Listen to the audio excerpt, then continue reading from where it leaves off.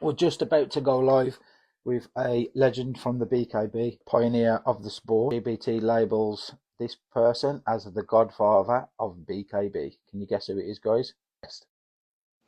There we go. Good morning. Thank you for joining me and giving me some of your time, mate. Sound, mate. Sound, yeah. We finally got How through are the you? Are technical you issues. okay? Yeah, I'm sound. Yeah, I'm always good. I've just introduced you because according to ChatGPT, you are the godfather of BKB, or one of the godfathers. AI's got a lot of work to do, isn't it? Don't It's a believe nice AI. title, though. It's nice. Yeah. How are you, mate? I won't keep you too long. I know you're busy, man, and I appreciate your time. But I just want to ask you a few questions. I just want to know how you started off and how you've got to where you are today, really. Yes, it was a long process. So, originally went and saw some bare knuckle, obviously, been involved with sort of traveller fights that's still going on now in car Yeah. parks and whatnot. And then we went down and it was in hay bales and it was in like Dave Courtney's house and it was like Yes. 150 hairy ass blokes all in there, loads of testosterone. Everyone wanted to have a row themselves. But I believe that the knockout percentages of it and the actual action meant that it was a sport that people could buy into. And I think that over the time that's been kind of proven now. If you put it in a safe kind of environment, that it would do something good. So it's been a long process. We went all the way from that, got it legalized. Again, I know that the Americans like to change facts and stuff, but we were the first legal ones in the world. We was in the O2 Arena before they kind of started doing anything over there that was anything remotely legal. So that was the tough yards that was involved in doing that. The stuff that we're doing now is the kind of nice, fluffy stuff. But yeah, the tough yards were bought. People like Sammy Morris and people like that were instrumental in helping out. Putting together regulations and safety measures and all that kind of stuff. So it was tough. It's been sort of my life and soul for sort of 12 years to get it where it is now. And what was your biggest challenges that you come across for it to be accepted as mainstream as it is now?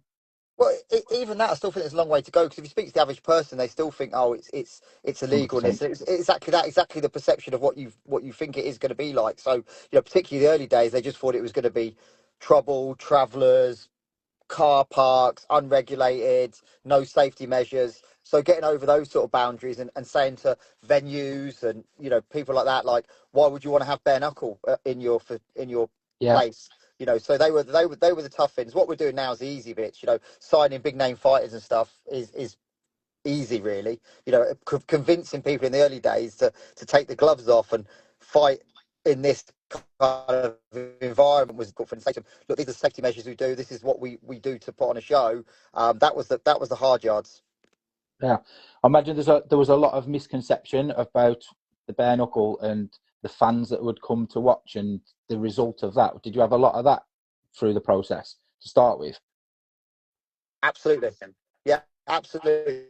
And making it an event, because like big time boxing it's females, males, sometimes kids. You want to make it an environment. So having now and seeing that bare knuckle gives me a lot of pride. And seeing so many promotions popping up across the world as well gives me a lot of pride. We're in that kind of danger zone at the minute, though, where everyone's jumping on it. Every sort of unlicensed promoter is jumping on bare knuckle because they think it's an easy sell to line their pockets to make a few quid. So we're in that kind of danger zone. And the problem with bare knuckle at the minute is it hopefully doesn't go down the route of kickboxing. Like everyone you meet is a kickboxing British world champion. Similar to unlicensed not boxing. Great.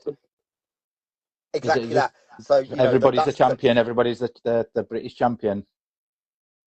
That's exactly it, and that's the tipping scale where bare knuckle is at the minute, where lots of people are doing it, not really any big standard.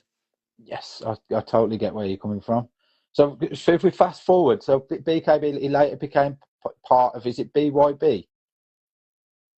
Yeah, obviously the situation we're in is that the BKFC at the time were really sort of pushing forward really, really quickly. Yes. So to compete, we needed funds. So we had two choices. We either raised funds, sold equity in the business. At the time, we was in a talent exchange with the Americans, which was BYB. And it felt like that was the right fit to do to give us access money to get to the next level. I'll be honest, I wasn't a fan. I never will be and never have been a fan of the dirty box and the clinch work. I think it's a bit Weatherspoons on a Friday. I didn't like the triangle ring, but I thought it was to let those couple of issues go to get where we needed to would have worked. Unfortunately, it didn't work out. We never really got the funds. We just got kind of Americanized. And and I think you kind of see that BKB now is probably still less than BKB was 5-6 years ago. That it just didn't work out. But that's life. That's business. Yeah, yeah. That's on them. Like I said, in hindsight, which is always a wonderful thing. We're all smart with hindsight. It was the wrong move to make. But it was a move that we did, and that's kind of where we are. The plus side of that is that a lot of the fighters who were there from those days are now earning good money, so that's great for them.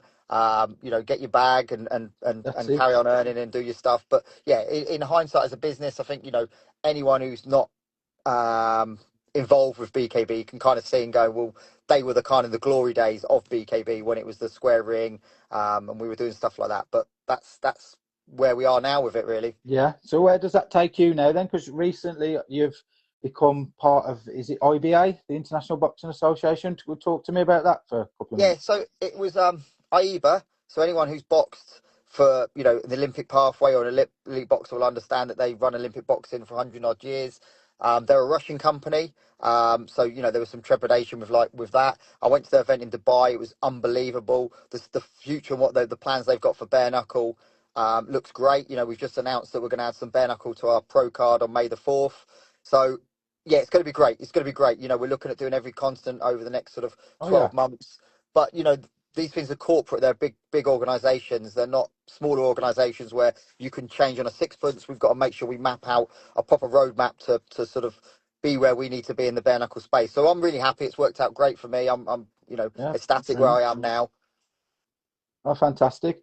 Right, Jim, I'm just going to leave you there with that, mate. I know you're busy. I've got a few things as well. But thank you for your time, mate. I really appreciate it.